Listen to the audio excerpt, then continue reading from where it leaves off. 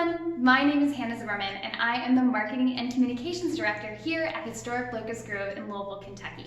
Happy Ask a Curator Day.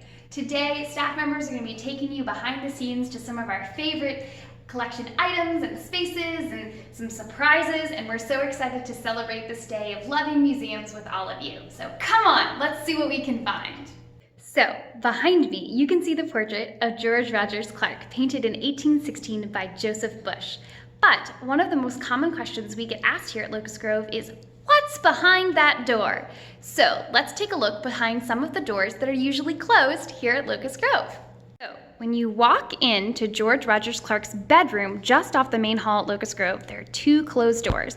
That closet door there, and this door here. What's behind this door? Let's find out. It's the basement. Did you know that Locust Grove has a full basement? We're not going to go down there. You're going to have to trust me. So in George Rogers Clark's room, we have two closets. One that is open so we can see all the books and items inside, and one that is closed. What's that closed door hiding? Let's find out. What do you think it could be? Surprise! It's our HVAC system. So in the dining room, we have two beautiful cabinets, and all the woodwork done in the house, including in the dining room, was done by enslaved, skilled craftsmen. So they hand-carved all of the wood paneling in this room, including these two cabinets. And one, as you can see, holds china and silver, and the other is, well, I guess we're gonna find out. When that cabinet is open, you can see we have some spare candlesticks and hurricane lamps and the battery-operated candles that we use during some of our special events. Hi! So in the farm office, also off the main hall of the house, we have three doors. One is a door that goes to the outside, two is a mysterious green door, and three, it just leads to the dining room. Let's see what's behind this mysterious green door. I hope it's not spiders. Nope, just cleaning supplies. This is what our buildings and groundskeeper, Jeffrey, uses to keep the house clean. Something else that's really cool in the farm office is this staircase that goes up to the master bedroom. So let's take a look, shall we? You can see that it's a nice window that looks out over the ice house. Another verdigris door. And then, a couple candlesticks. And some really steep stairs. All the way up to the master bedroom. These stairs are really steep when we don't use them with visitors. But this is what the master bedroom looks like from outside the ropes. You can see the hallway. Beautiful chest of drawers, the toilet table, and of course, the bed. If you want to know something, we keep extra chairs behind the bed because you can't really see them. Some lovely botanical prints. Okay, so now that we've checked out some of the fun, exciting candlesticks and HVAC piping behind our doors here at Locust Grove, let's look at some of my very favorite items in the house. Okay, so two of my very favorite items in our collection are located in the first floor parlor, just across the hall from the dining room. Let's take a look. Okay, so my first favorite object in the house is this Sheraton fall front desk that's made of cherry wood with mahogany inlay. And it's attributed to Jonathan Clark, who is the older brother of George Rogers Clark and Lucy Clark Cron. So we believe that he owned this desk. It's got all of this beautiful inlaid mahogany, and it's got all of these little drawers and cubby holes, and I just love this desk. I think it's so cool to think about all the different letters that may have been written on it, all the different people who may have sat at this desk. I think it's just really, really beautiful. My very favorite object in the house sits on top of the desk. It is a Delft ceramic figurine of a seated man playing bagpipes, and it dates to the 18th century. And it's just really fun. I just think he looks really cheerful and happy, and I love that he just sits on top of this desk, and you don't often notice him because there's a lot going on with the wallpaper and the desk, and then, whoa, surprise, a jolly bagpiper.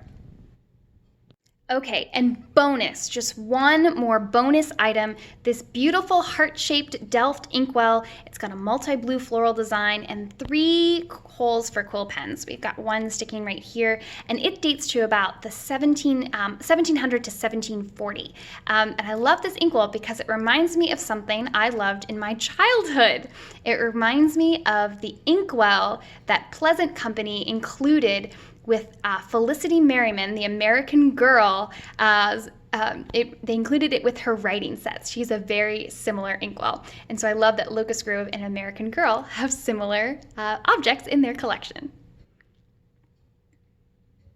2 other really cool items in our historic collection in the museum house is this pair of globes. The one on the left is a terrestrial globe, and the one on the right is a celestial globe. So one shows the Earth and the other shows the stars. And they were made in Philadelphia by James Wilson, circa 1810 to 1815. And they are made with paper-covered wood, and the stands are made out of maple. And they're a little faded now, but if you look closely, we can see the African continent here, and then we can move up into the Asian continent on the terrestrial globe. And then on the celestial globe, we have all of the stars and the astrological signs, including Pisces right there. And I am a Pisces, so I think this one is especially cool. But those are in George Rogers Clark's room because he was a surveyor, so he would have, of course, known a lot about the land and a lot about the stars. Okay, so back in the family guest bedroom, we have this potty chair that dates to the mid-19th century, so right around the time that the Cron children are grown up and having their own children, and those children are growing up and having their own children. But this potty chair is wooden, and I love it because it looks so normal. It looks a lot like the potty chairs you'd find in the 21st century, and you would just take a chamber pot, like that white chamber pot on the stand behind the potty chair, and put it underneath, and that is what little children would use. And I just think it's adorable and hilarious. And finally, possibly the pièce de résistance in our collection, we have the English John Broadwood forte piano. It dates to about 1805, 1806. It has an inlaid mahogany case on turned legs, and it has a 5.5 octave keyboard. So that's pretty standard for a forte piano, and it has a single pedal that you can see down there. It's been restored several times, and we used to play it for our chamber music concerts, but it now needs a little bit more restoration. So we are working on restoring our beautiful forte piano. As you can see, all of the keys and the beautiful inlay. And then, of course, you can see John Broadwood and Son London. And the sheet music on the forte piano is the Anacreontic song, which you might not know the words, but you definitely know the tune. So excuse me while I sing for you a little bit. Bum ba bum bum bum bum bum ba bum bum bum bum. So the Anacreontic song gave the tune for the Star-Spangled Banner, the United States national anthem. Ta-da! Thank you so much for joining me, friends, behind the doors and behind the ropes here at Locust Grove as I got to show you some of my very favorite things in our collection. If you have other questions or about what you saw or anything else about Locust Grove, you can leave those in the comments. It's Ask a Curator Day after all, and we'll be sure to get to as many as we possibly can. Also, tomorrow, Thursday, September 17th, 2020, is Give for Good Louisville Day. This is the largest day of online giving in the city of Louisville, and it's a 24-hour day of online giving sponsored by the Community Foundation of Louisville. You can support Locust Grove, our collection, and the work we are doing into the lives of the enslaved by giving for good to Locust Grove tomorrow, September 17th, through the link in this caption. We're so grateful to all of you. We miss seeing all of your wonderful faces at Locust Grove, and we hope we'll see you back at the place where Louisville begins before too long. Bye!